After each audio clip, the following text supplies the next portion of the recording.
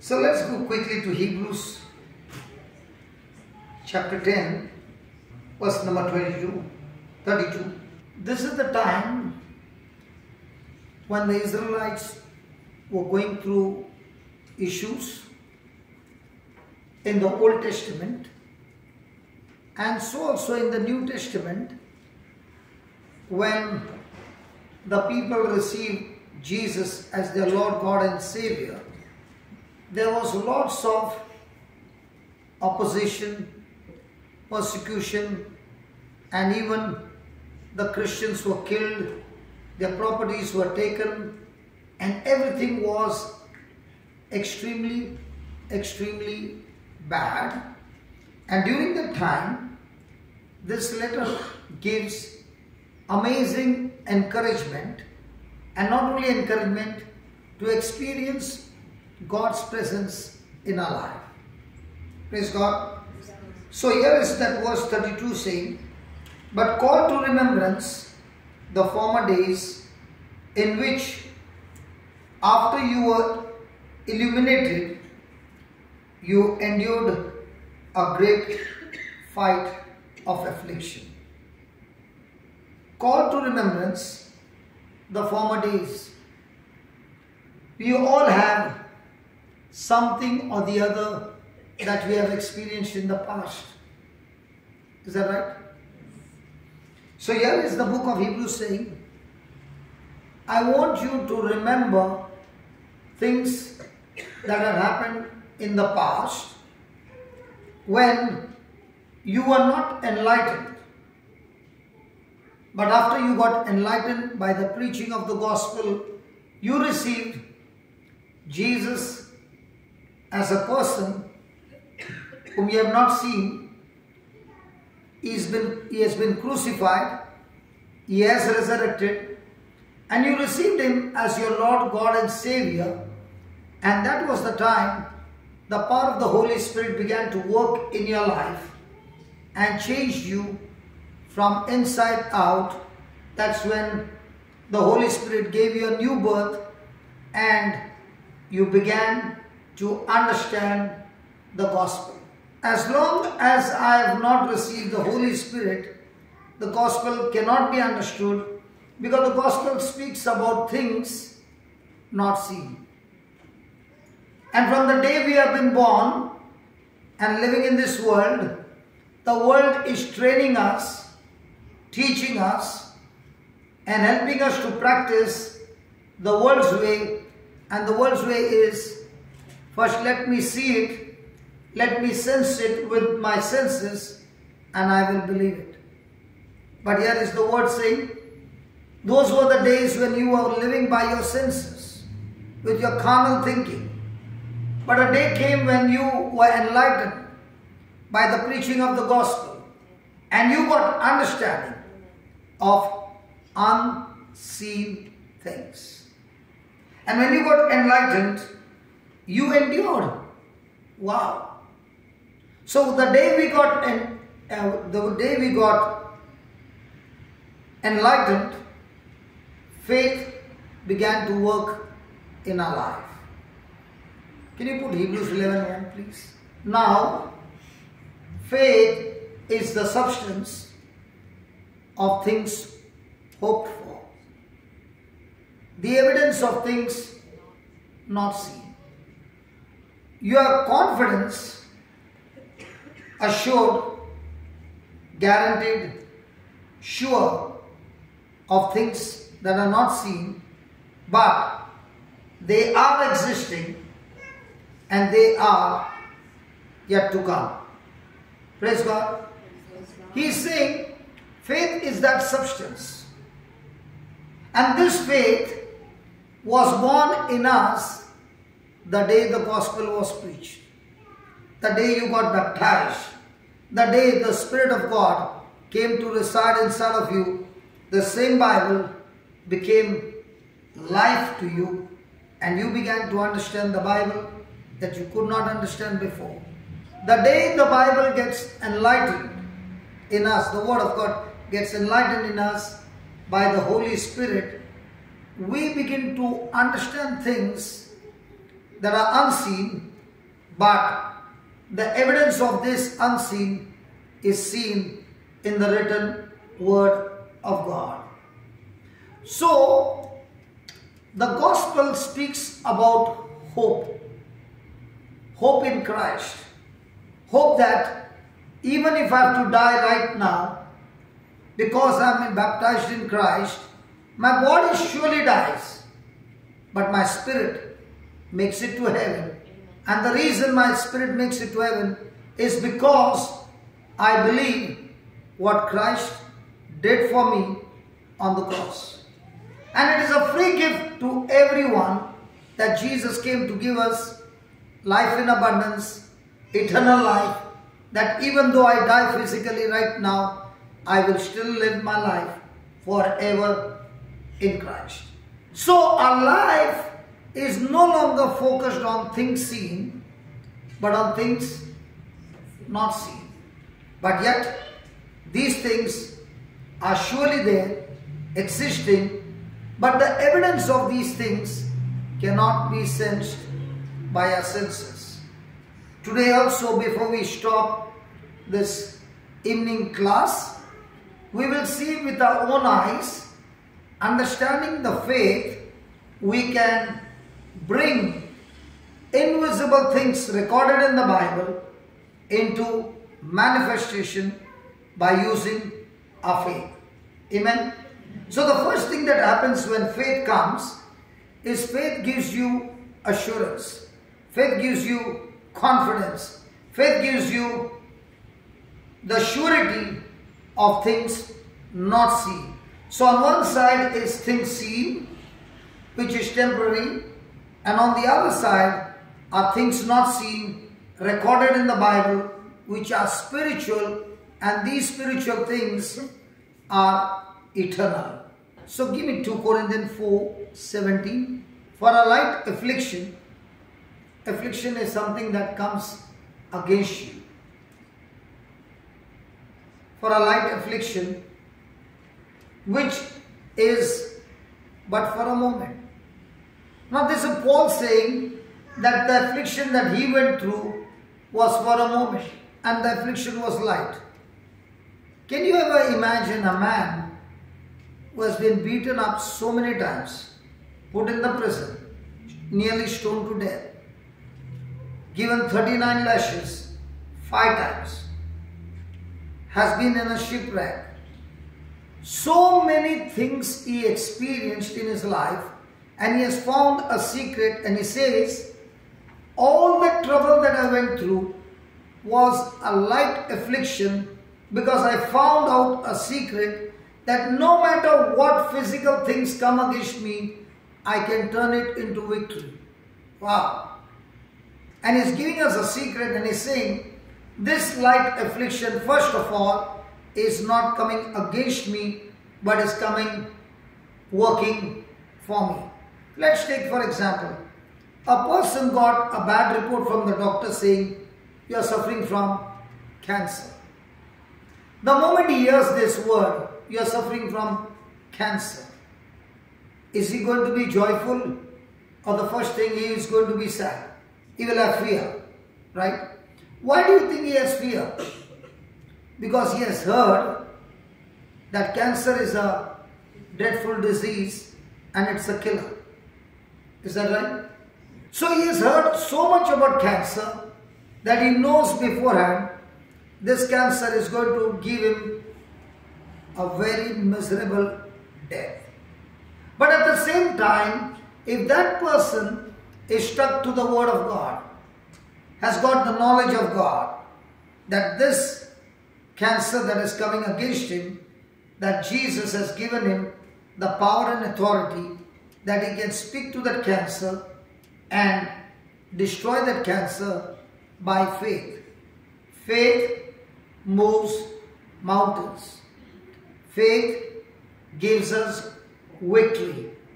Faith is a power of God that has power to change every physical thing into a new thing.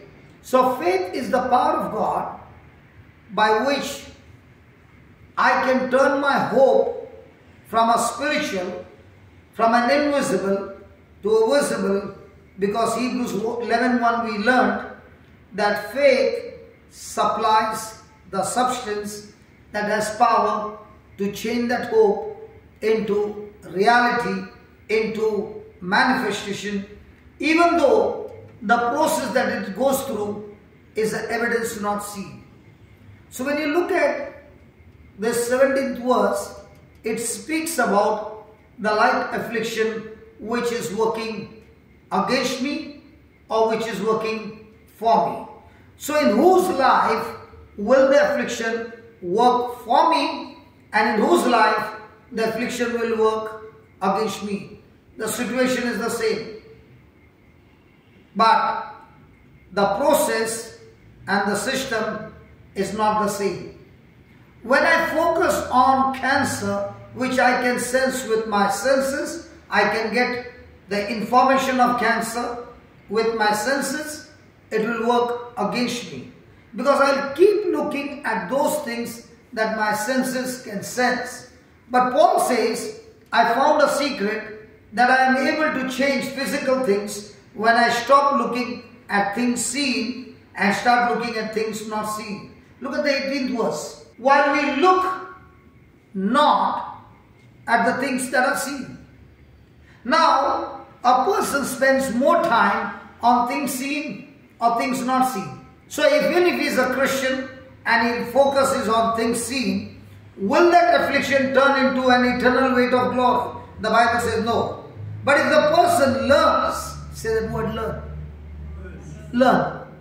Can you say that word learn? Learn. So we got to learn, because right from childhood, the world is teaching us to focus on things seen.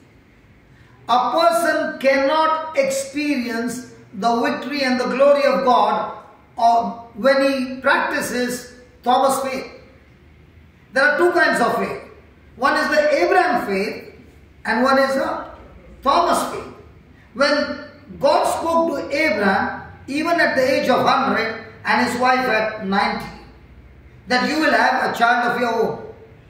Now, looking with our senses, it is impossible for a woman to bear a child who has always been barren all her life. But yet, Abraham and Sarah both changed their belief, changed their thinking. And how did God help them to do that? The first thing, He changed their name. Instead of Abraham, He called them Abraham, which means father of many nations. Sarai to Sarah, which means mother of many nations. Now when somebody called, or Sarah called, Abraham, Abraham never heard the word Abraham. He heard, I am the father of many nations. When he called Sarah, she heard, I am the mother of many nations. So God teaches us that He has created us in His likeness and image, and He has given us the most powerful gift called imagination. And in this imagination, I can speak words and transport my imagination mixed with a substance called faith. Let me give an example. Go to Genesis 15 and verse number 1. After these things, the word of the Lord came unto Abram in a vision, saying, Fear not, Abram, I am thy shield and thy exceeding great reward. Can you see that name? His name is not yet changed. His name is still Abram, and he has no children. Praise God. And Abram said, Lord God, what will you give me, seeing I go childless? Now what is the imagination in Abram's mind? Childless. My wife is barren, and I am old, and I am childless, and there's no chance that I can ever have a child. And therefore, the steward of my house is this Eliezer of Damascus. And Abram said, Pure to me you have given no seed, and see, one born in my house is my heir. Now, what is Abram imagining? He is imagining there is no chance. When I look at my body, old. When I am looking at my wife, her womb has always been barren. So there is no chance. So God, let me help you. And therefore I have decided that I will adopt a child, Eliezer of Damascus, who is living in my house. I am going to adopt him and make my heir. Praise God. Has it happened sometimes that we believe for things, and when it gets delayed, we jump to a conclusion and we want to make some different plan to help God? So here is Abraham believing that he can adopt a child, Eliezer of Damascus. Then what happens? And behold, the word of the Lord came unto him, saying, This shall not be thy heir, but he that come forth from thy own bowels shall be your heir. Listen, Abraham, if you are thinking about adoption, adoption is not in my plan. I want you to change your plan, and I'm going to give you a system. If you follow that, then you will surely have your own child. Praise God. So he says, God brought him forth abroad and said, Look now towards the heaven. Now did God tell him in his tent, look up? If he would look up, he would see the ceiling. So God had to bring him out and tell him, now look towards heaven. Praise God. And tell the stars. In other words, can you see those stars? Those stars are created by my word. And the word that created the stars is the same word that can create the dead womb of your wife and even your body, so that the promise that I gave you can be fulfilled.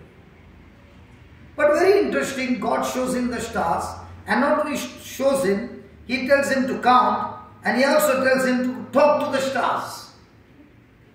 Why does God have to tell him to talk to the stars? Because the Bible says, if I have faith, then I can say. Faith gets activated by the words that I speak out of my mouth.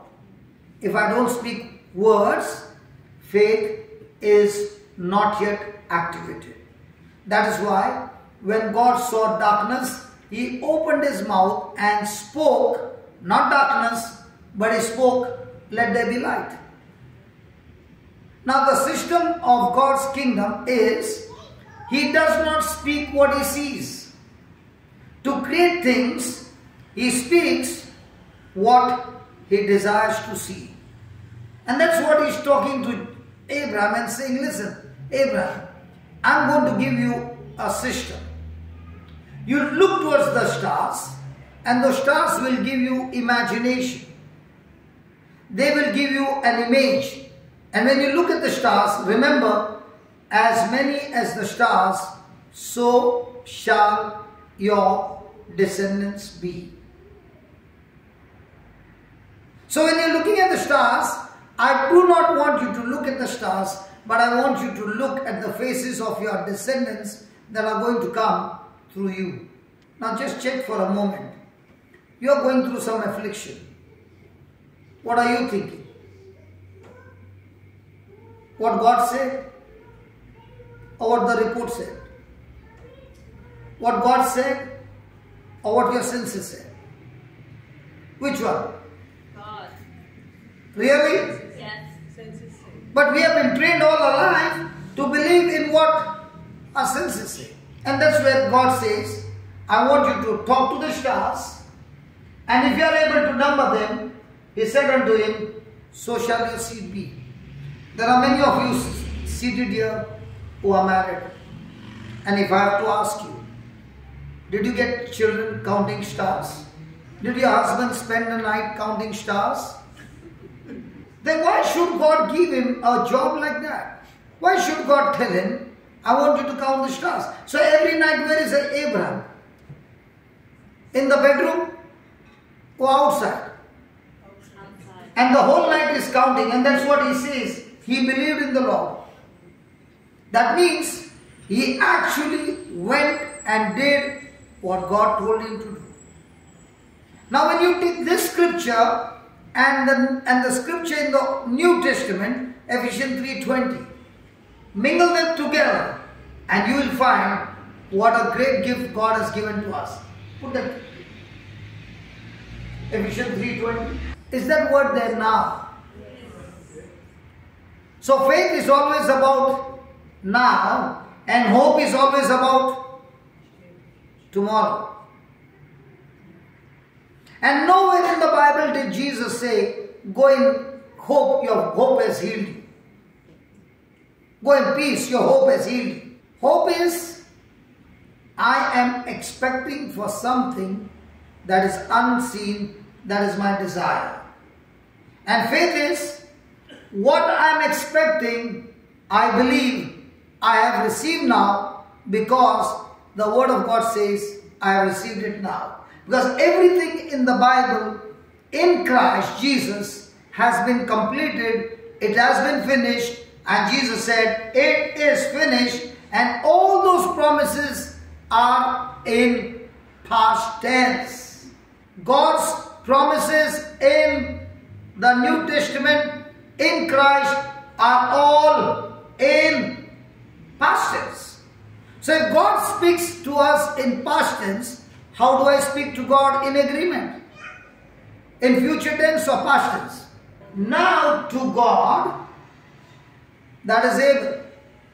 Now Abraham believed that God is able. His ability is that when he says something, he will surely do it. All that I need to do is agree with it. So even today, God is saying to you, God is able to do how much?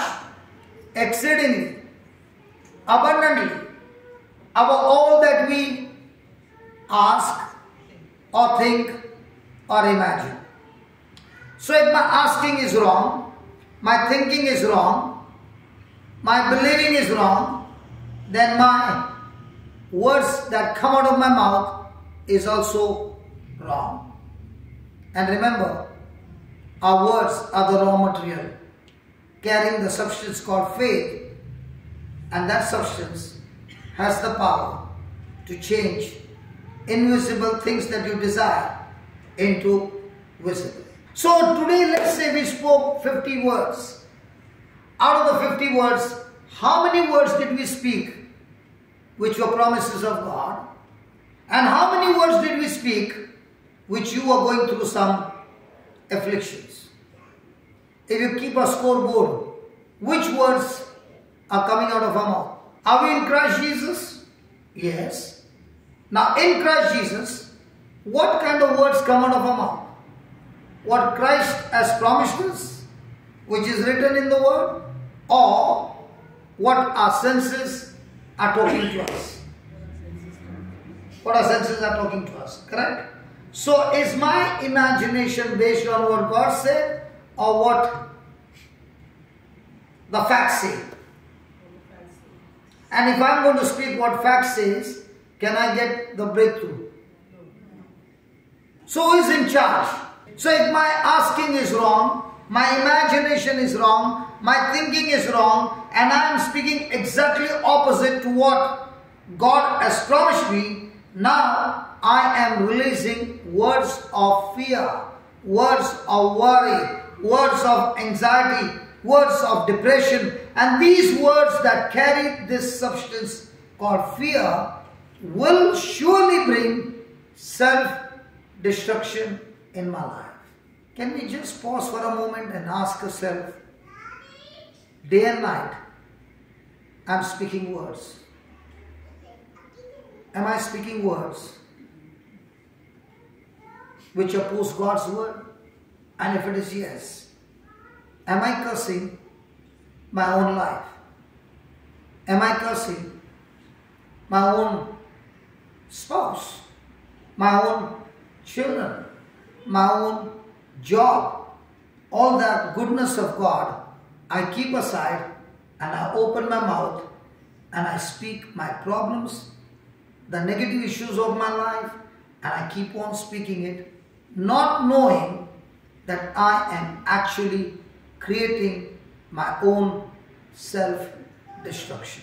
Now to him that is able to do exceeding abundantly above all we ask or think, according to the power that is at rest, according to the power that is at work, where?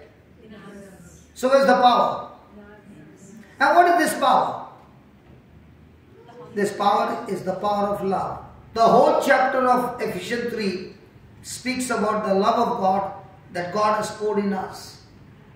And with this love, which is selfless, this agape love, which is one-sided, unconditional love, the purpose of your imagination, the purpose of your thinking is that I am seeking the kingdom of heaven, and the kingdom of heaven has given me a purpose, an assignment in my life, and my job is to discover this assignment, open my mouth and speak this assignment day and night, believing in the past tense that it has already been done according to the promise of God. And when I do that, that kind of an assignment that I practice every day, it brings glory to God in the church by Christ Jesus throughout all ages, world without end. Amen. Now, having received this enlightenment, in one day, how much do we think about our life and how much do we think about the kingdom of God? The whole day, what am I thinking? About myself or the assignment that God has given to me to accomplish the purpose before I leave this planet Earth? Which one is more? Myself or the kingdom? And if it is myself, then is my focus on God or on myself? So who is my greatest enemy?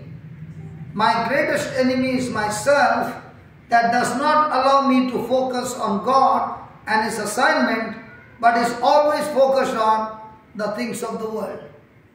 So when myself gets crucified, then I have a new desire, and the desire is of the kingdom of heaven.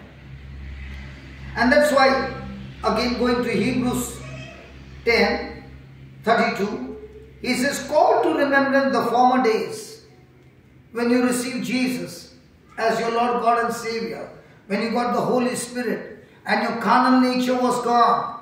You were quick to crucify yourself, and then you began to live your life not for yourself but for the kingdom of God. And remember, you endured a great fight of affliction. So when faith begins to grow and supply the substance to the things you are thinking about, there is going to be opposition.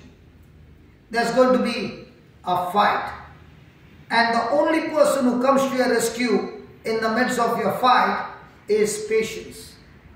Patience is growing, developing and maturing in the midst of trials. Patience has got nothing to do when there's no storm.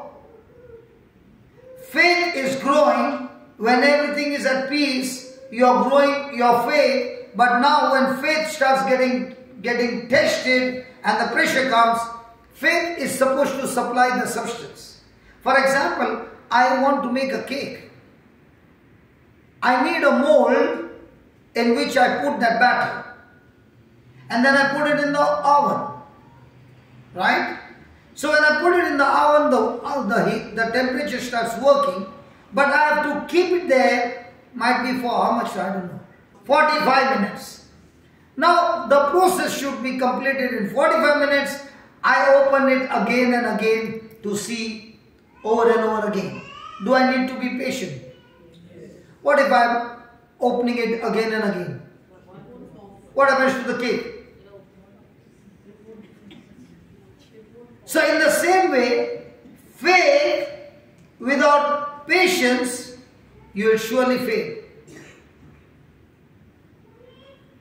And patience is grown when you have the knowledge of God that faith gives. And that's why Jesus spoke about two men. One is a wise man and one is a foolish man. The wise man heard the word and then he began to dig deep. What is he doing? Digging deep. Building up his faith till he hits the rock. And only when he finds the rock, he starts building his house. So when the storm comes and he's talking to him, I'm going to knock your house. He is so sure that he has built his house on the rock. The storm will surely come. Flood will surely come. The wind will surely come and hit the house. But because he knows he has built the house on the rock, he is at peace. He is believing in where he has built the house, and that brings endurance, that brings perseverance. And the worry comes, hey, your house is going to fall. No, my house is not going to fall because I built my house on the rock.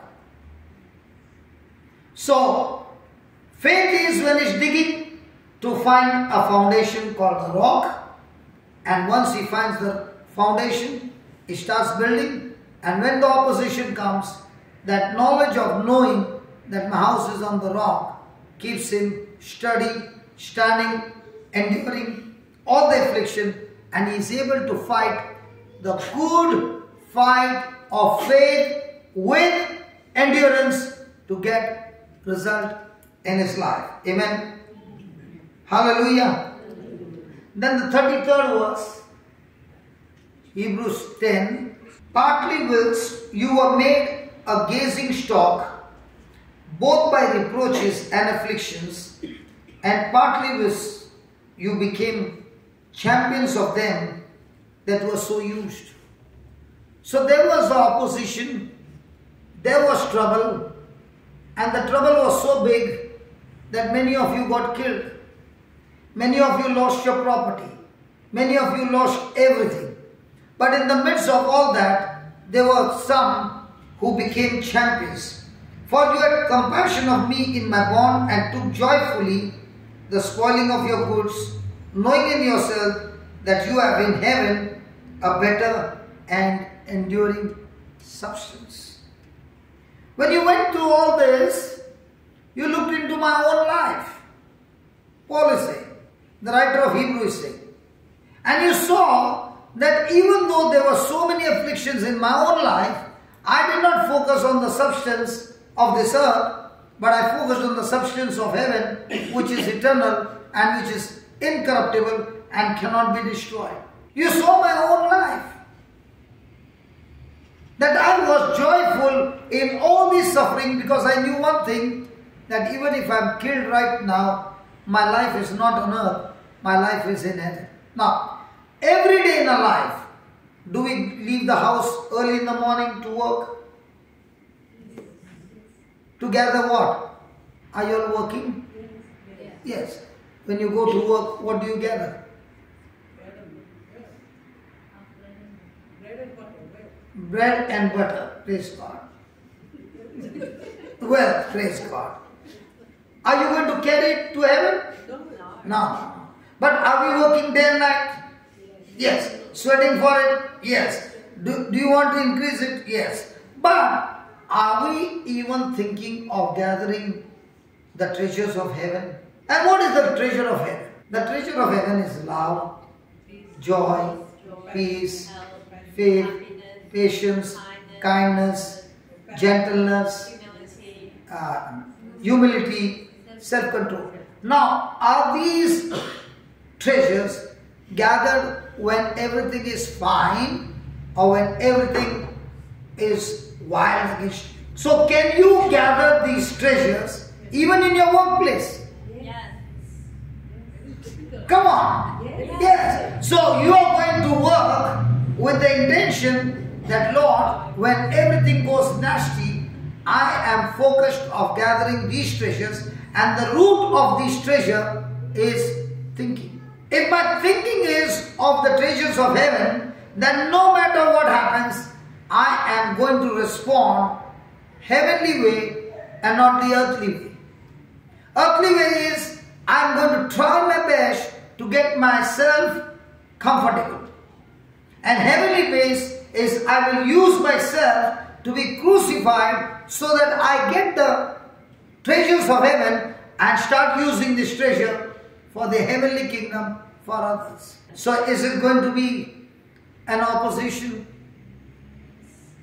She's so excited, she's giving you a punch. My daughter. Yeah, but she's giving you a punch. Mom, it's so exciting. Praise God. Now, can it be exciting when my thinking is right? And what about the thinking is worldly?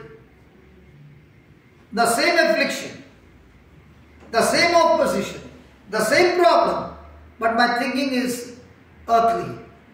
My thinking is worldly. Now, can that person get into anxiety? Can that person get into depression?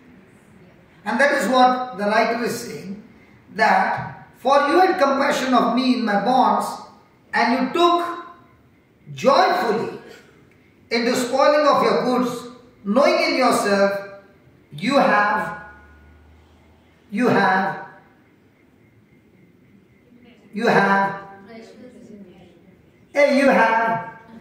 in heaven a better and enduring substance.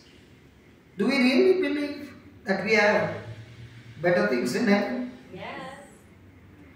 So is it going to give us bitterness? There are only two problems in this world. Only two. One is when I, with my own choice, decide to go against God's word, it is called as condemnation. It is called as guilt. Second is, I have not made my choice to go against God's word. But for no reason, somebody else comes against me and does something wrong against me. When that person does against me, I am hurt. And I keep that hurt inside of me. That hurt which I cherish and I keep inside of me is called bitterness. So there are two prisons. One is, I made the mistake. I'm under a prison called condemnation. Second is a prison, I did not make a mistake. Somebody else comes against me and does something wrong to me. And when he does wrong, I'm hurt. And I keep that hurt. I'm also in the prison of bitterness. So when I go to God and I ask God, please forgive me, God, He quickly forgives me through the blood of His Son Jesus, and I'm free from the prison of condemnation. But what about the prison of bitterness? Can God get me out of the prison of bitterness? Hello, can God get me out of the prison of bitterness? The answer is no. Only I have to make a choice to forgive that person who has hurt me, and that's the time I find myself free from the prison of bitterness, and my forgiveness,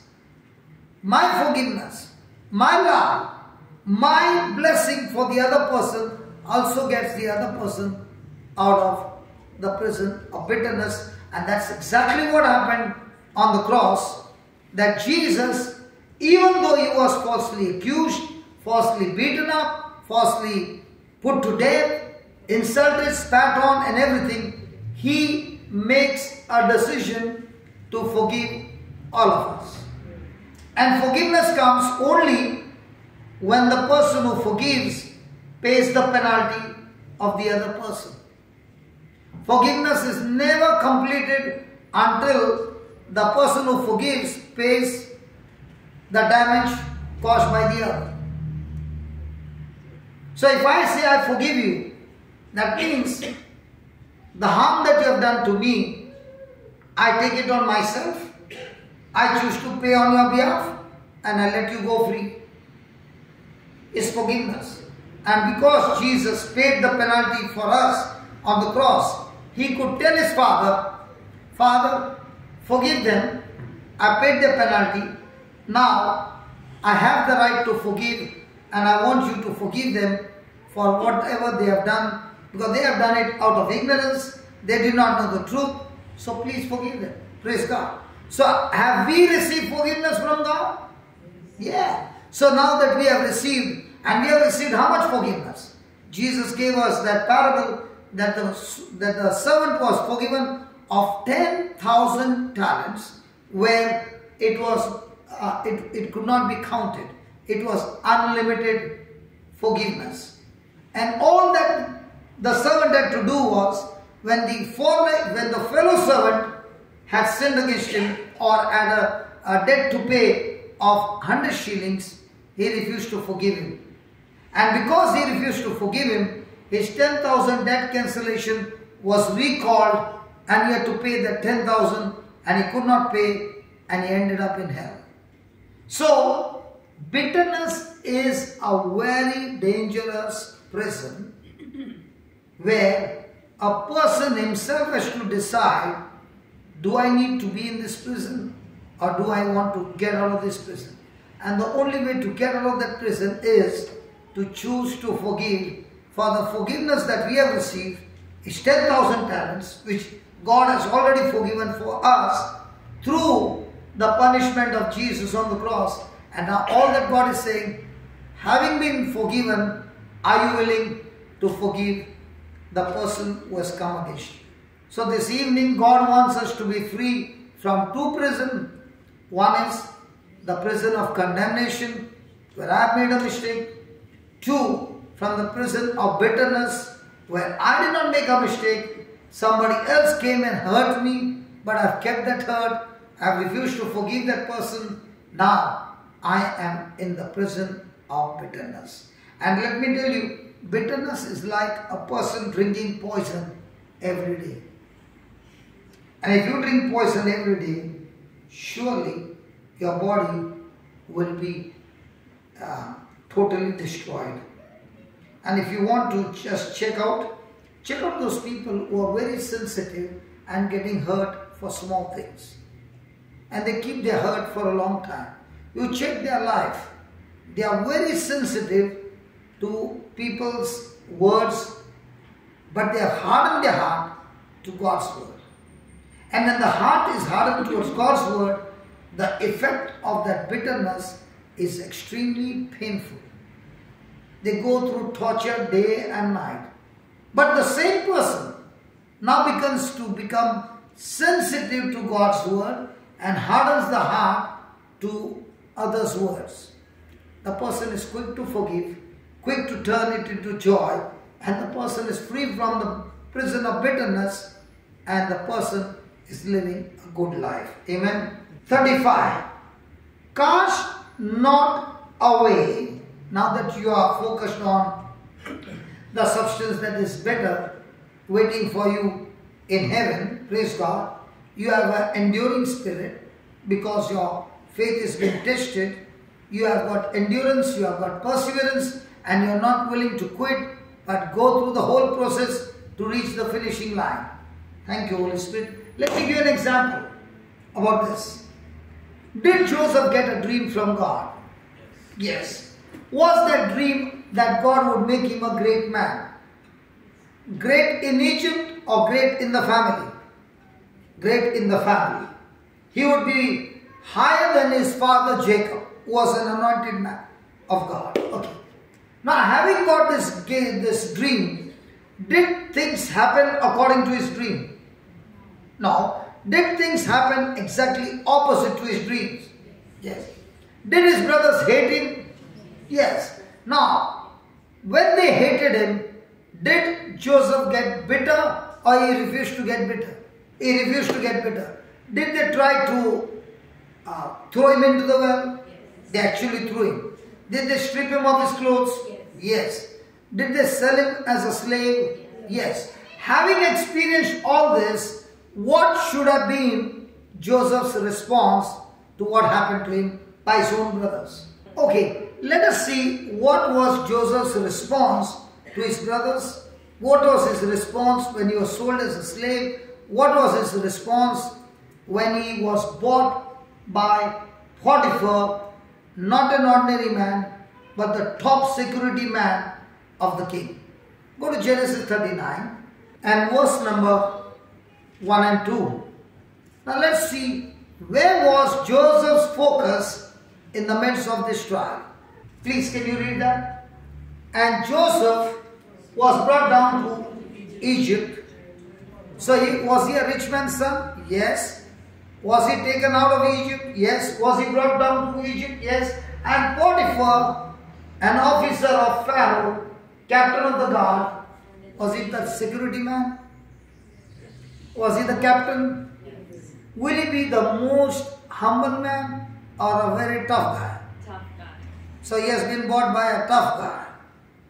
And he has been bought of the hands of the Ishmaelites, which had brought him down there.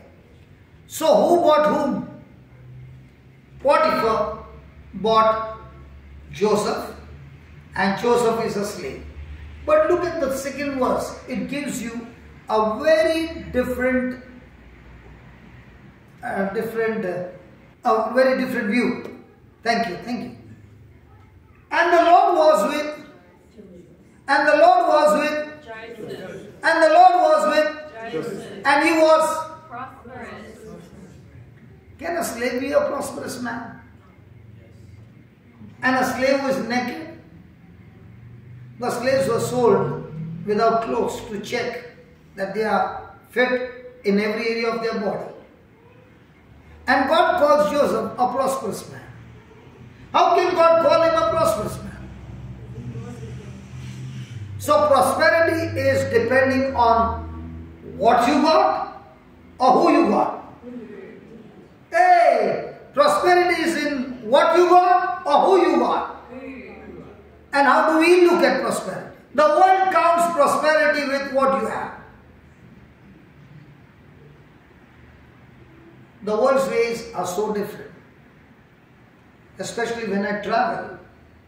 At the airport there is a lounge. Lounge? At the airport. Do you know they accept only credit card but not debit card? Debit card is when you got your own money. Credit card is when you are in loan. So when you show your debit card, they say not accepted. When you show your credit card, they say please come in. So when you are in loan, please come in. When you are having your own money, please leave. That's the world way. So who you are? Now, what according to you is prosperous? When the priest starts the mass, okay, he says in the name of the Father and of the Son and of the Holy Spirit. Amen. Then he says, the Lord is with you. And what do you say? And with your spirit. Do we only say or do we mean it? So has the priest blessed you right in the beginning of the Mass? The Lord is with you. Do I really believe the Lord is with me? Okay, let's check whether the Lord is with me, okay? And then we will check the verse number 1 and verse number 2, okay? Go to 1 John chapter 3 verse 13. Marvel not, my brethren, if the world loves you. So you as a Christian and you're walking, we are not of the world, right? Yes. We don't belong to the world. But do we live in this world? Yes. So now you're going to the office and there are people who are not in the word of God. Are they supposed to love you? No. So when they hate you, what do you do? Love them. Nothing. Hey, come on. Love them. Really? Yes. Really? Yes. I think I've come to the wrong church to preach then. You're already practicing. Praise God. You went to the office, somebody falsely accused you and you lost your job. You actually lost your job, you were insulted and you were on the right track, but they insulted you and you lost your job. What do you do when you experience this? Forgive them. Sorry? Go to the depth of it and ask the question why. No, find out the reason. Find out the reason. Whether it is your fault and you prove it. Whether if it is your fault, You go to the depth, find out whether it's my fault, then you prove it. Accept it. If it is your fault, If it's my fault, accept it. I told you it's not your fault. then prove it. Then prove it and tell them, I'm going to prove my case. There are procedures. There are procedures, follow the procedures. Praise God. Did Jesus follow any procedure? Now you can say, forgive them. Lord, I forgive them. Come on. Is that forgiveness? Take the bitterness out. Move on. Take the bitterness and move on. Move on. Find another job. Find another job. But before I find another job, that night is somebody talking to me? If for my sake you lost the job, I'm so sure when you are in bed, I will be there talking to you, laughing on your face and saying, fixed you up. Come on, it is very common, isn't it? But Jesus gives us an answer. How do you deal with such things? Okay, go to Matthew chapter 5, verse number 10. Blessed are they which are persecuted for righteousness' sake, for theirs is the kingdom of heaven. Blessed are you when men, only men, not the woman, praise God. The women are so good, only the men insult people, praise God. Hallelujah, I'm man, that's why I came against you and you lost your job. If there was a woman, you would have never faced that. Are the men and women included? Yes. Some women will say that's only for man. When men shall revile you and persecute you, and shall say all manner of evil against you falsely for my sake. Verse 12. Verse 12. Pick up the phone, call up your parish priest and tell him the whole truth. Then call the intercession team and cry with them. And tell them, keep me in prayer. Praise God. When you finish all that, put a broadcast to everybody, I lost my job. Please pray for me that I get a new job. Praise God. Did Jesus say any of those things? What did Jesus say? Rejoice. Do we do that? And rejoice for what? Rejoice and be not just glad, exceedingly glad, for great. It's your reward. Okay, let's say you got a big reward on earth. And they gave you a raise of 10 times more. And you were so happy that the next day you died. Now what will you do with that reward? Before death you are saying transfer that reward to heaven. So all reward on earth you have to leave it behind. But what about the reward in heaven? Is it permanent? Yes. Is it eternal? Yes. So which reward are you looking for? Heavenly. Really? Yes. Is the eyes fixed on earth or in heaven? Heaven. So when somebody does something wrong to you, is it a good news or a bad news? It is a good news if you respond God's way. It's a real painful news if you respond your emotional way or the worldly way. And that's why he says, great is your reward in heaven for so persecuted, for so persecuted they, the prophets which are before you. Amen. I now came to know I'm a prophet of God. Look at your daughter dancing. Now why is she dancing? Now tell me, when you get a raise in your bonus, are you dancing? You don't have emotions at all. Wow. I never knew that. But your baby is saying, Mom, what I see on the screen, I will practice it, and a day will come when I will prove to you, Mom, that word is manifesting in my life. So the next time somebody comes against you, is it a good news or a bad news? And that's what Joseph is saying. My brothers sold me as a slave. They did everything. My emotions would say, once a slave, would die a slave. But at the same time, he's saying to himself, because God gave me a dream, my imagination, my thinking is no longer on the current situation, but my thinking and asking and everything is still stuck to that dream that God has given me. And that's why the Lord was with him, because even though there were negative things around him, he believed that what God has said is what I believe. I choose to forgive my brothers. And the reason I choose to forgive, because God gave me a dream. And this incident that has happened, which is unjust, is the part of the dream that I have to go through, so that that dream is fulfilled in God's time. I am only on a journey, believing, and my eyes gazed on the dream. So from now on, when the world hates you, are you supposed to be surprised? No. You should be surprised when everybody loves you. Because you might be on the wrong side.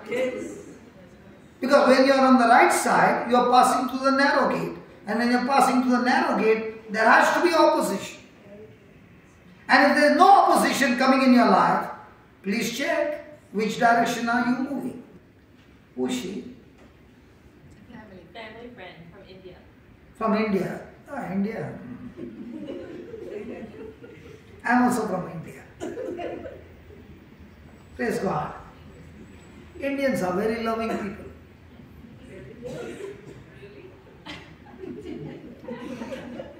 If you want, come and see. Come to Mumbai and travel the morning local train. You will see how much of love is there.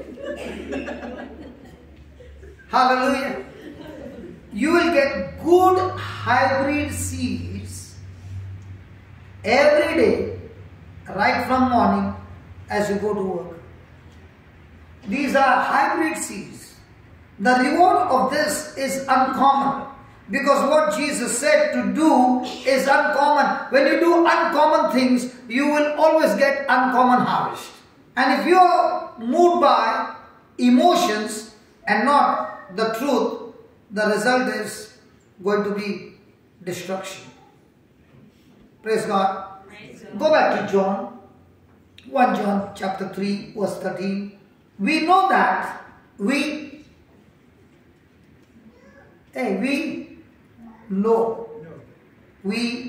know that we are passed from death unto life because we love the brethren. So even if you hate the sister, it's okay, but you love the brothers.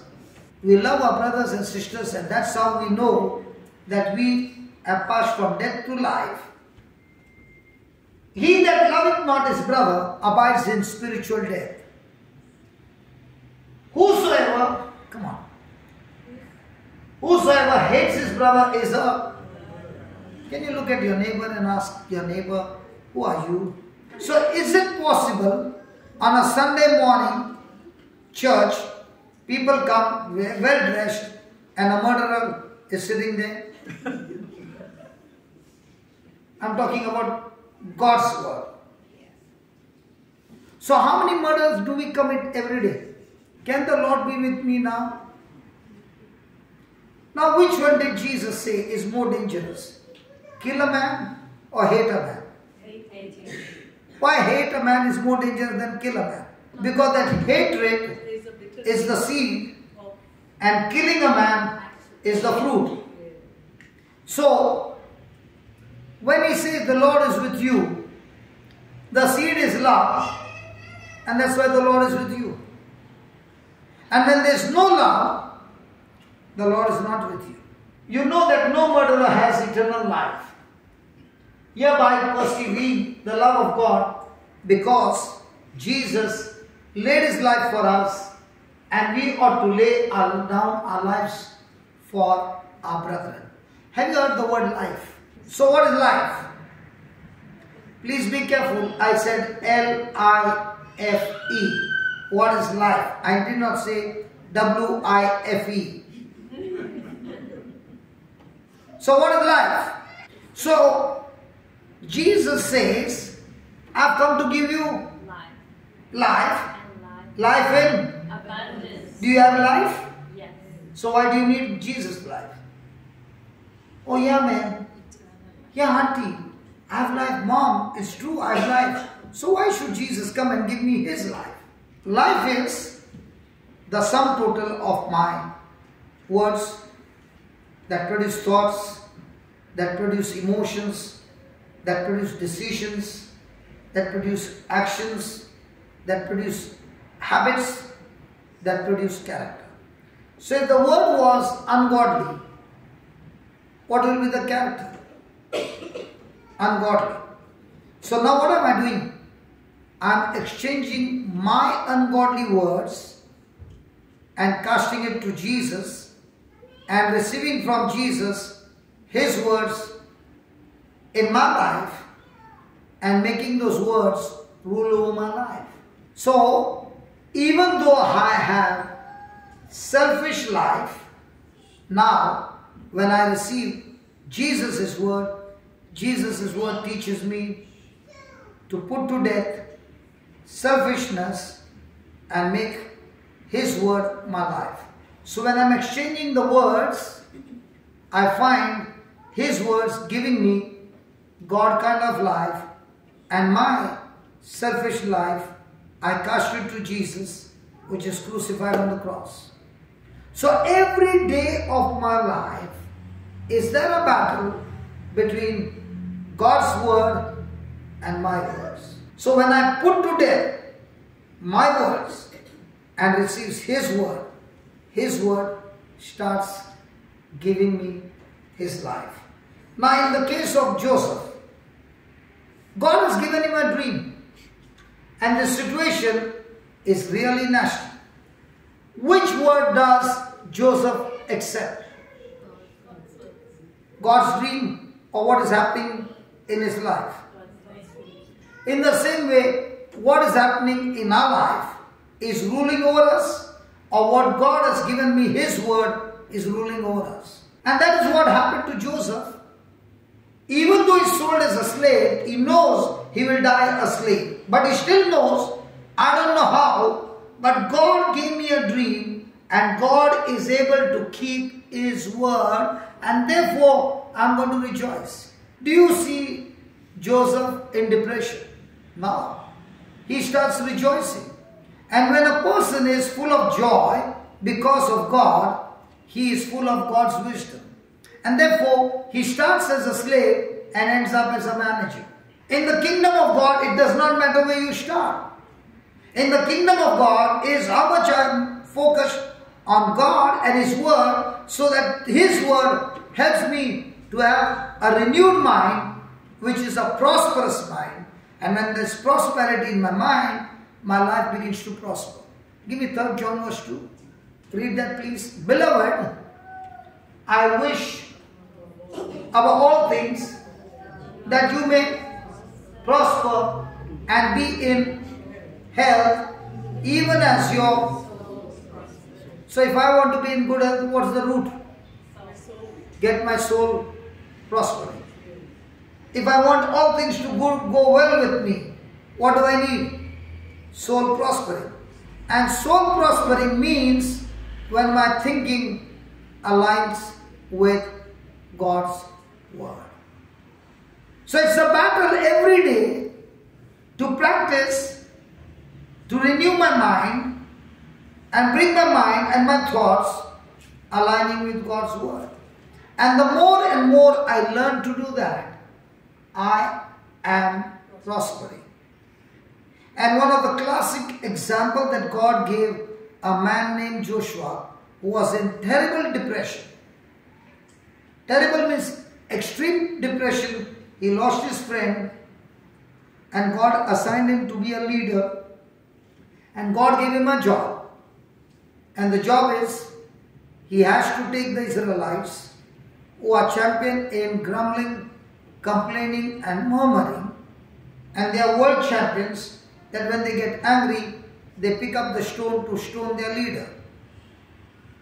Such kind of congregation, God has given him a job. You are going to take them to the promised land, fight the giants, and see that you distribute the land, each one to each tribe. And Joshua is totally depressed. So God gives him an answer for depression, and that answer is for each one of us who wants to experience the God kind of life. Joshua 1:8. This book of the law shall not depart out of your mouth. First thing God says, listen Joshua, I know what you're going through. In the previous verses, God is saying to him again and again, be courageous, be strong. Just as I was with Moses, I am with you. I will fight this battle for you, and I will be with you. But listen, first thing you teach your mouth to speak my word. No matter what happens to you, you will only speak my word. Teach your mouth, train your mouth to speak my word. Second, when you train your mouth to speak my word, you will be able to think, meditate on my word day and night. So if I want to change my thinking, I need to speak the word that will go and wash my mind. We all have body bath. But God is saying, we come to church to get a good shampoo bath, and whatever we learn in the church, we go back home and use the same shampoo, and we have a good mind bath. Can you ask your neighbor, when was the last time you took a mind bath? What does your neighbor say? Every day. Some of the neighbors are not even looking. Do we take a good mind bath with the shampoo called God's word, or do we take a good mind bath with the words of the world? If it is the word of the world, then the mind will be corrupted. If the word is of God, is what I think day and night, then my mind will be renewed and my life will be changed. When I do these two things, God speaks to Joshua and says, the third thing is, when I master my mouth, that will help me to master my mind. And when I master these two, by default, I will now have the ability to do all that is written in it. You cannot go to C without doing B, and you cannot do B without doing A. And when you do A, B and C, you don't have to bother.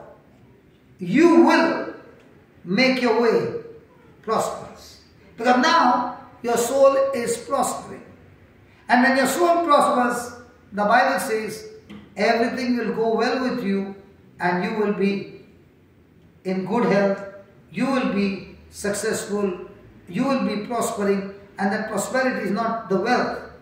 The prosperity is you will discover your purpose, your assignment, that God has sent you to this planet Earth to solve the problem using the anointing and changing lives. So now Joshua is prospering.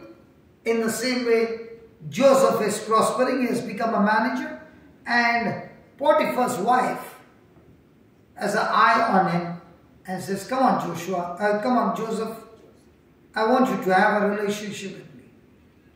And Joseph says no. And for doing good and not getting into sin, the wife forces herself and gets his outer garment because he's running out, and she uses that as an evidence against Joshua.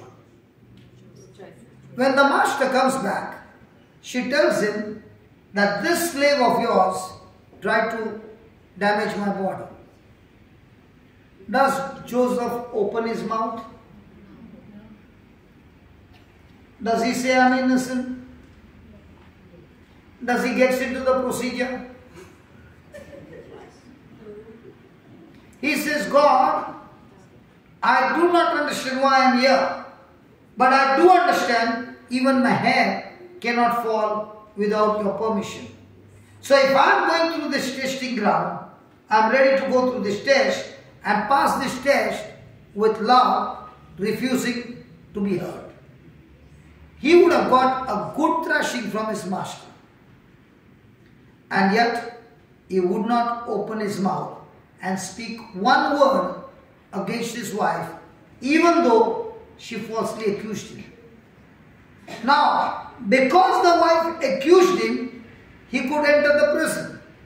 But he did not know the prison was the doorway for him to go to the palace. People who live by faith, they do not understand many things. But they do understand by following the instruction, I am on my journey to God's destination and not the devil's destination. Amen? Amen. So here he is responding with love. Do you find him depressed? No.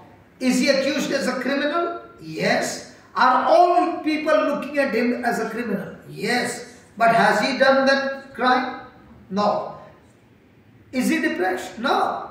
Even there, he has got a heart to go and serve. And it's not his job, but he chooses to be a servant of all. Praise God. Jesus came to be served. Jesus came to be served. To serve. And we are his disciples. So who are we now? To be served or to serve? And which one do we love?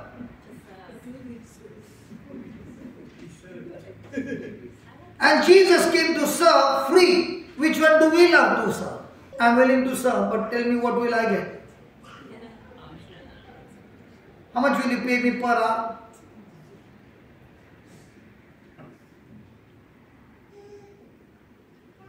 He's serving free and he's serving everyone in the prison. Is there a future for him? Yes. Did he know it? Yes. He never knew it. When you have a servant's heart and you're serving people around with a servant's heart, that is a seed that will open the gateway for you. When everything looks like closed, the servant's heart seed will open a door of God's assignment, God's purpose, and God's destination. Great miracles are not in calm waters. Great miracles are in rough waters. Was Joseph going through a rough time? Yeah. But was he at peace? Yeah. Was he still focused on his dream? Yes. Now, did he chase the dream? No. But did he allow anything to come and abort his dream? There were in so many instances that could have aborted his dream. He kept his mind focused on the dream, but he did not chase his dream. He chased God. And there comes a day when he interprets the dream to a prisoner. And he says, listen, you will be going back to the palace and you will get your job back. When you go to the king, please remember me and talk to the king about me. And what does he say? He says, I was illegally kidnapped and brought here. He still doesn't speak about his brothers. He is filled with so much of love. How do you know you love somebody? You speak good about them. How do you know you hate somebody? People who condemn can never love. People who refuse to condemn and forgive are able to love. So Joseph does not speak what he experienced. He speaks to the servant, I was illegally brought here, so please talk to the king for my release. Does the prisoner remember him? How many times it has happened in your life, you helped somebody and that somebody got promoted to the palace and you're still in the prison and you're still remembering him in the palace?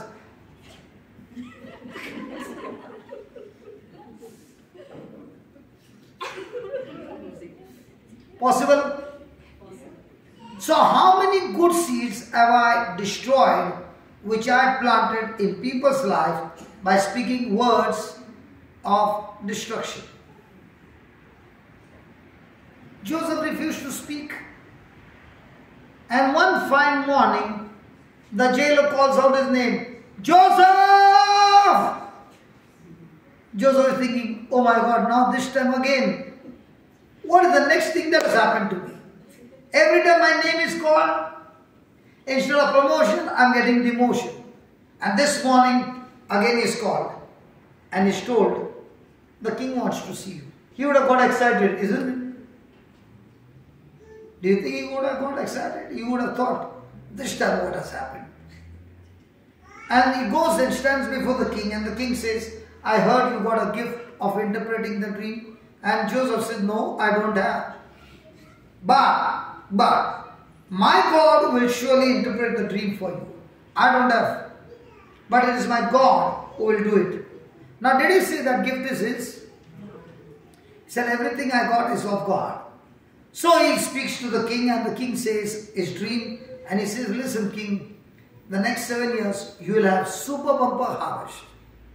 But the next 7 years you will have famine. Now, did the king promote him for interpreting the dream? Yes or no? The king never gave him promotion for interpreting the dream because the dream was extremely bad. But Joseph said to the king, listen, you can turn this bad dream into a wonderful dream. If for the next 7 years you collect the harvest and store it, then when the famine comes, there will be no grain anywhere, and everybody will have to come to Egypt. And when they come to Egypt, you can sell the grain on a premium price.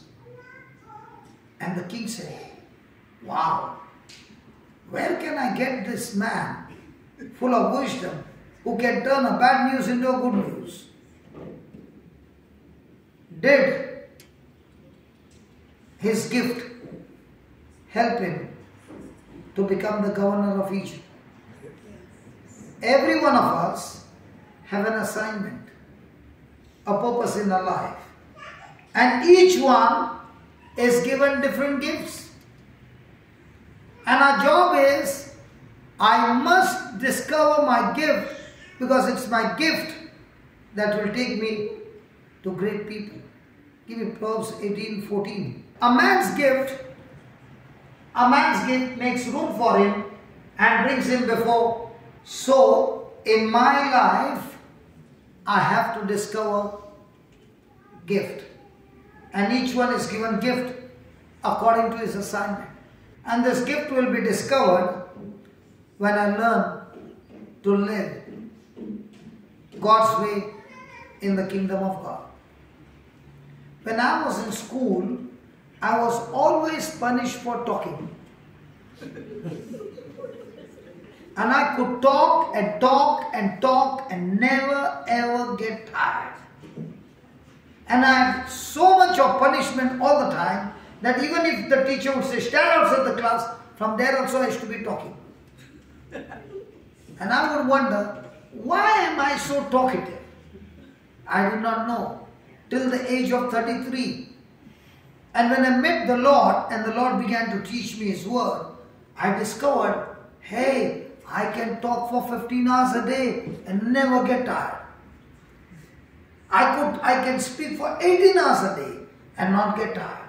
If you see me talking, I can talk from morning till night and not get tired. You want to challenge me? Come on, challenge me, come on. They are saying, if it was not night, we would have challenged you. You want to go home. Hallelujah. And this is what I've been practicing.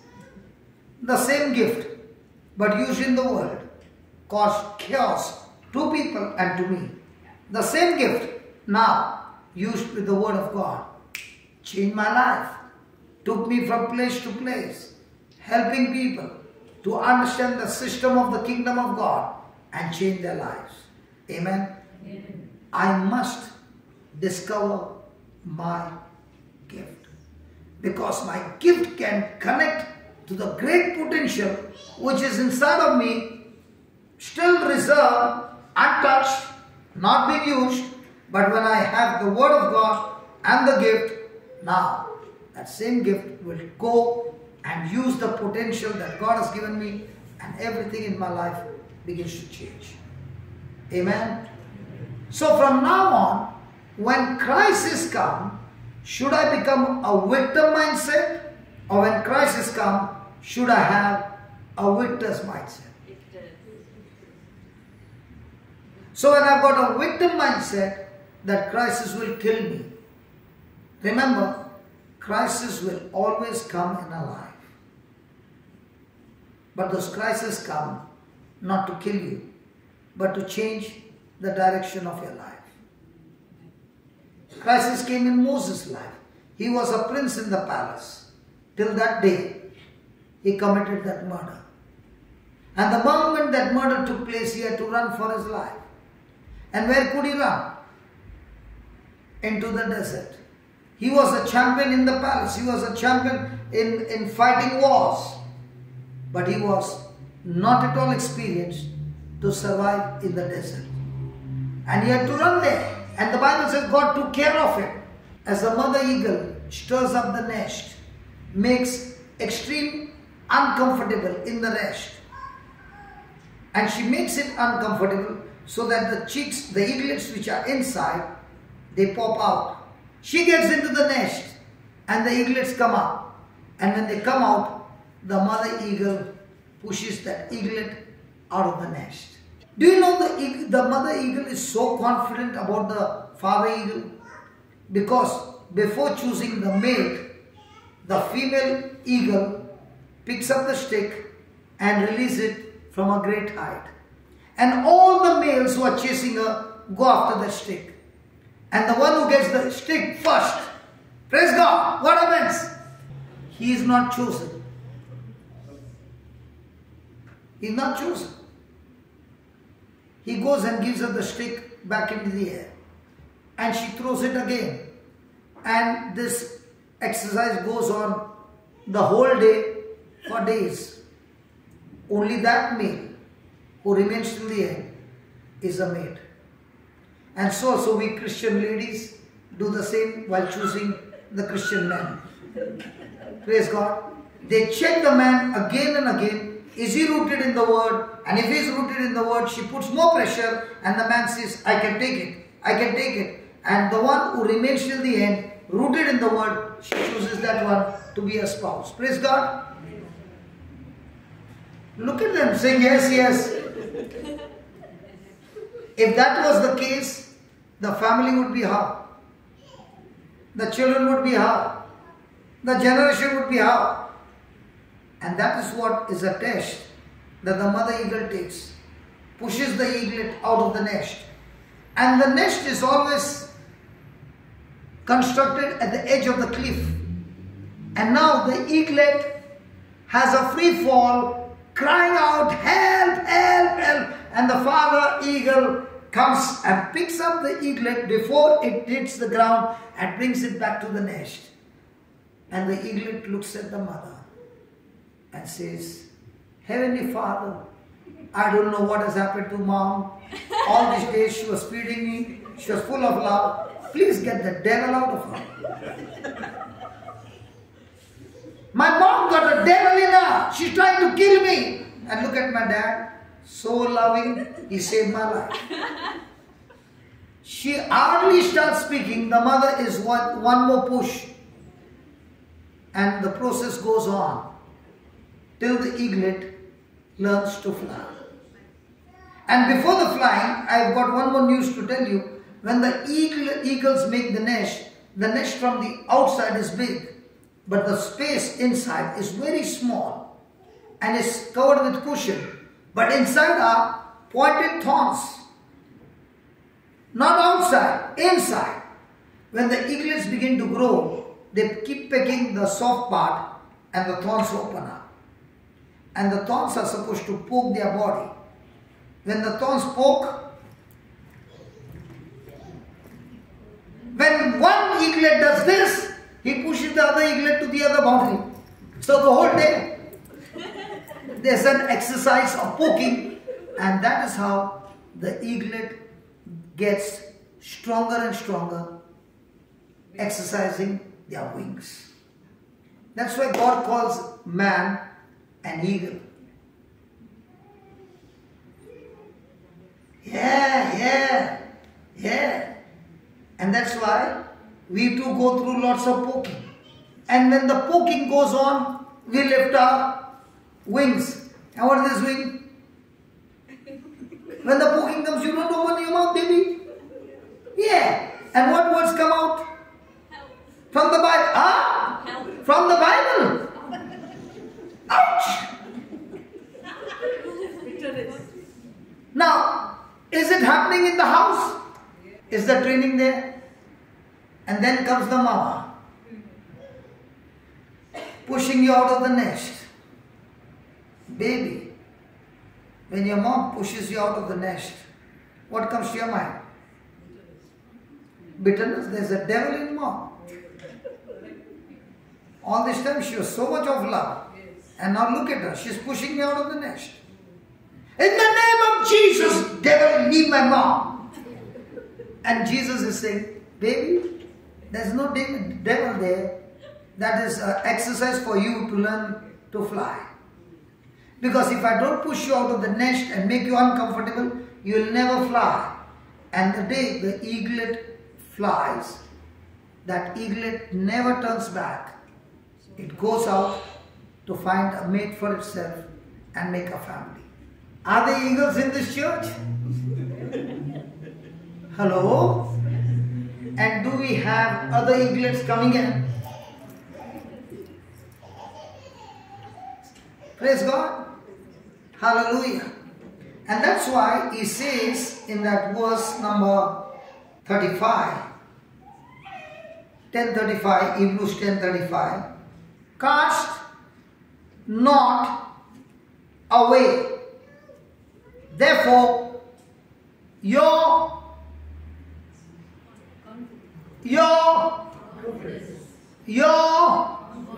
confidence, which has great recompense of reward. Wow. If I can keep my confidence going, I'm sure that there's a reward for me coming from heaven. Let me give you a parable that helps me many a times listening revision of that parable, especially when bitterness comes. Okay, let me give you a parable. Anybody from India?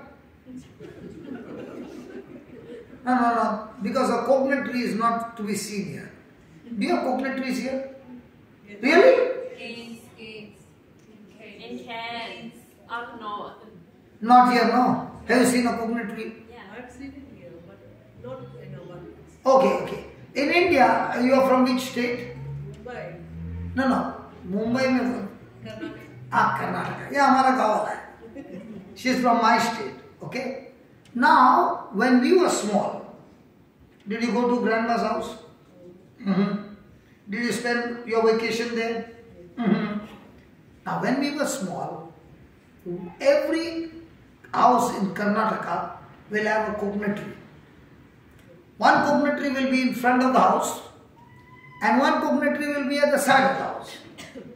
And in those days, they would wash the utensils outside the house. And all the leftover food and everything, and they would wash their utensils with ash. Can you believe that? Not shampoo. Maybe it's okay. That is our generation. Your generation is good. Our generation, they used to use ash and ghar. That vessel has to shine. And all the ushte, all the leftover would go to the tree. And the tree would get, I don't know what it would get, but it would get all the leftover. And on the right hand side, there would be a sloping slab of stone, rough. And you know that, see? On that stone, all the clothes used to be washed. And in the morning time, this person would wash, that person and that person. So this one would tack, the other neighbor, tack, tack. So in the morning, tack, tack, tack, tack, tack, tack. This was the morning time. Agreed? And this particular coconut, don't ask, your mother will say yes. And this coconut tree would get only soap water. And in between, it's not like Australia, your dogs are tame and all chained. In India, our dogs were open. So they would choose only the coconut tree. Come on. Now, getting all that, I hope you believe me, baby, you believe me. You are a believer, right? So, even though the coconut tree got soap water and you cut the coconut, the tender coconut to take the water, you can drink and you cannot make bubbles out of it. It won't come. The coconut tree is getting soap water but giving you clean water. Another tree is taking ash water but giving you clean water. Is that right? And we Christians are also like a coconut tree. You give us soap water, ash water, any water, we will only give you sweet water. Why? Just as a coconut tree has got a filtration by which it uses the water and changes it for nourishment, at the same time it gives the person good fruit. And not only that, listen, baby, even the cow dung, that tree would get. So, do people come and give you all these negative things? Yes. Now, if you use it with God's word, they become good manure for your spiritual growth, and you are returning to them fantastic, sweet water, living waters. But if you have got a victim mindset, now you are hurt, and out of your mouth comes poisonous words. Praise God. I am giving such good parables. Suddenly my brother Raj stands up. So when brother Raj stood up, I came to know. What did I come to know? My time is up. But before we close, brother, only 5 minutes. We'll take some example. Is there anybody here who has got any physical pain in their body? You got a physical pain? Please come. What pain you got? Back and leg. Okay. What about you? Migraine and back pain. Migraine. Migraine because you saw me? For 3 years. For 3 years. Okay. What about you? Palpitations. Palpitation. You? Bad sore neck. Please. You can stand this side. I can see you got a very bad knee. Yeah, I can see that. I can see that. Yeah. Anybody else want to join? Okay. So now we are going to use words which are spiritual. You remember about the coconut tree? So there are many incidents that have happened in our life. And as I said, there are 2 things. One is condemnation, where you did something wrong against the word of God. Second is bitterness, where you did not do something wrong, but somebody else came against you. Possible? Can we talk? Yes. Do you talk? Yes. Yes. So, now we take a decision to ask God for forgiveness. Okay? First we ask forgiveness for what we have done wrong, and then we choose to do forgive others for what they have done wrong to us. The moment we finish that, the seed of love will destroy that infirmity in your body. Is it a good deal? Yes. Ready? Close your eyes.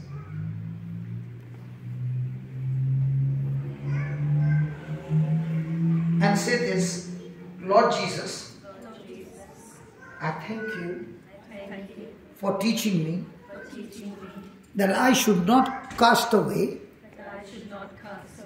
my confidence in you, because this confidence brings great reward, a great intimacy with you.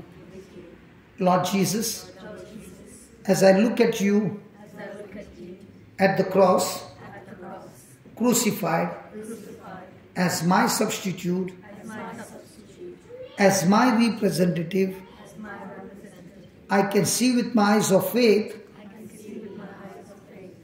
all the sins that I've committed, all the sins that I have committed, and all the punishment that I deserve, and all the punishment that I deserve. you have taken it into your body You have taken it into your body on that cross. on that cross. Lord Jesus, Lord Jesus, I thank you I thank you for being my substitute, for being my substitute, shedding your blood for me, shedding your blood for me, and dying in my place. dying in my place. I thank you, Lord. Thank you, Lord. It is your mercy It is your mercy that all my sins are forgiven. that all my sins are forgiven. I have received I have received by faith by faith forgiveness of all my sins, forgiveness of all my sins, and with the forgiveness that I have received, and with the forgiveness I have received, I choose I choose to forgive to forgive everyone everyone who has come against me. who has come against me. The Holy Spirit will remind you of those people who has hurt you, and now make a choice to let them go free.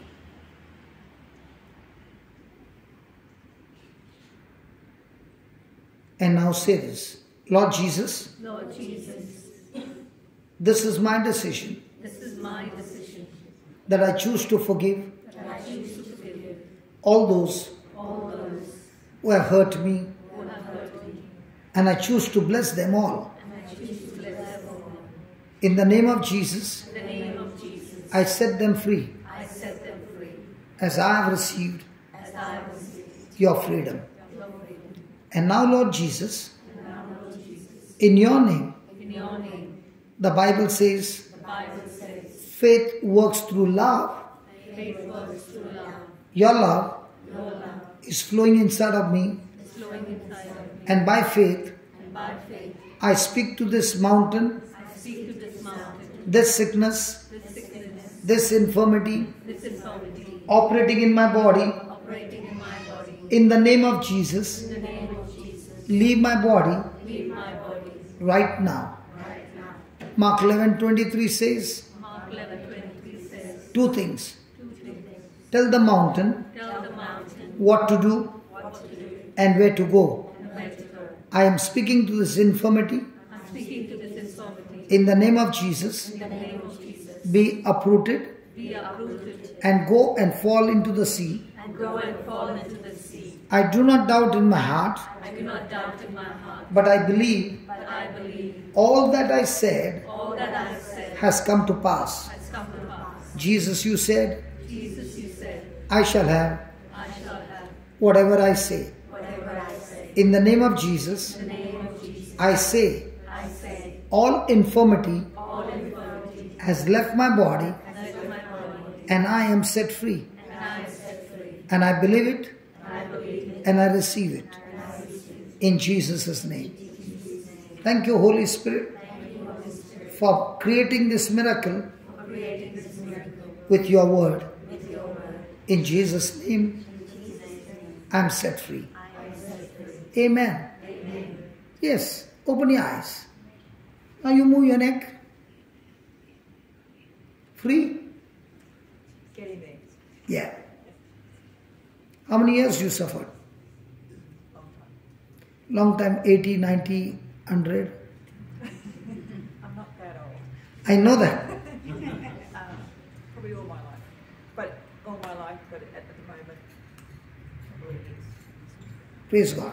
What about you? Last 1 month. 1 month. Now, can you go running and come back? Listen, there will be no palpitation.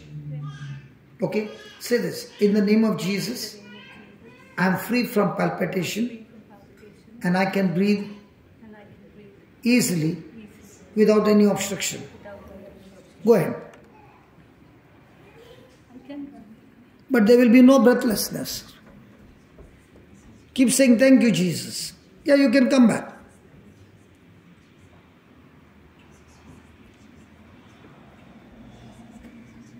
Do you have breathlessness? Now, when you go home, try going on the stairs, up and down, and you will find that spirit has left you. Where's your migraine? Should I punch you there?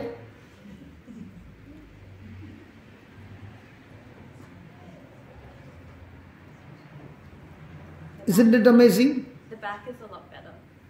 Lot better? I don't accept lot better. I accept fully gone. Say that 3 times. Close your eyes and say, Lord Jesus. Luke 13:10 says, Luke 13:10 says, a woman who had a spirit of infirmity a woman who had a spirit of infirmity for 18 years, for 18 years, Lord Jesus, Lord Jesus, you touched her you touched her and said to her, and said to her, woman, Woman, you are loose now. you are loose now. And the spirit left her. In the same way, The same way, I am loosed, I am loose, set free. set free, No more pain no more pain in my back. In Jesus' name. Hallelujah. Hallelujah. I have no more pain. In Jesus' name. Amen. Amen. Amen. Thank you, Jesus. Thank you, Jesus. I am loose now. I am set free now. Completely set free now. In Jesus' name. Amen. Now, baby, touch your toes. No pain.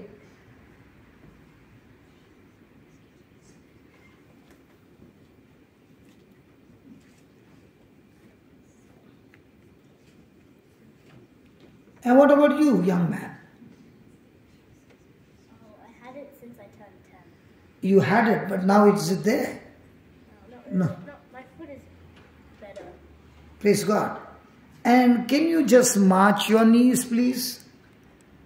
Yeah, lift it higher. Still higher. Still higher. No pain. No pain in my knees. I had Ross River virus. I was affected. What is she saying? Ross River virus. Means what? It's like a virus. What? A virus. It's a virus. Virus. What is it causing you? Caused by a mosquito. And it was giving me a lot of pain in this portion. But now is the pain there? Now the pain is, when I keep walking, Okay, go and walk. I can stand long. Means Okay, you can walk. Yeah, I walk. But is there pain there now? No, no pain. Go walking. Go walking faster.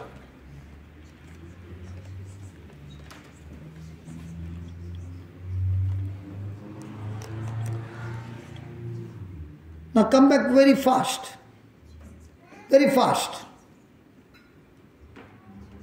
That's wonderful.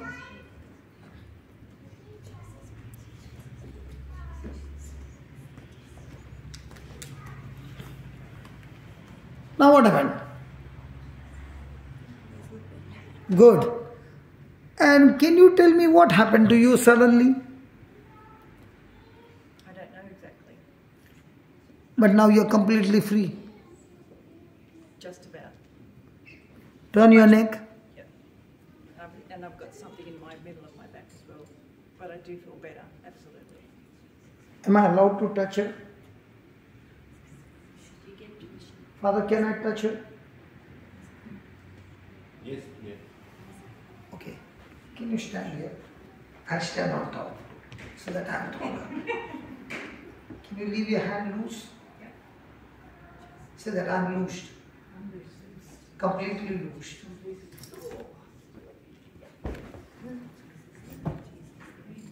Praise God. Thank you, Jesus. Can we just close our eyes? She's not dead. It's okay, it's okay. She's completely free now. Can we close our eyes and can you see that one line? This is my desire.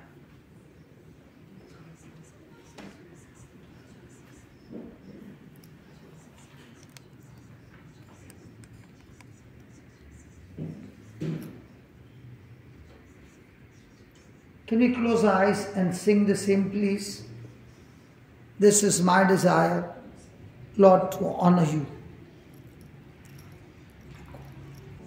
Let this be the desire of our heart, telling the Lord, Lord, thank you for your word. Thank you for showing us your glory in this place.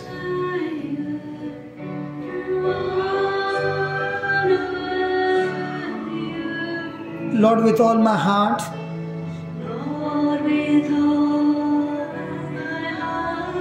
I worship you.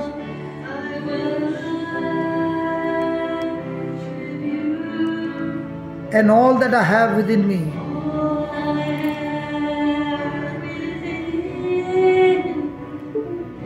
I give you praise. And all that I adore.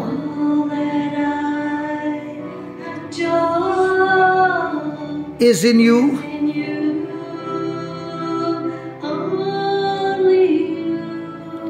Lord, I give you my heart. I give you my soul. I live for you.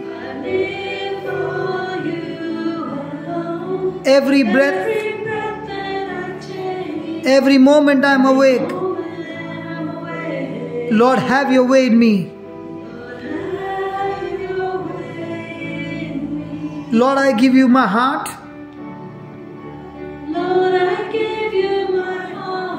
I give you my soul. I live for you alone. Every breath, every moment I'm awake. Lord, have your way.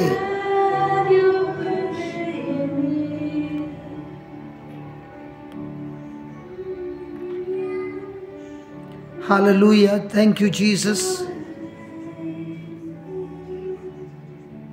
Thank you, Jesus.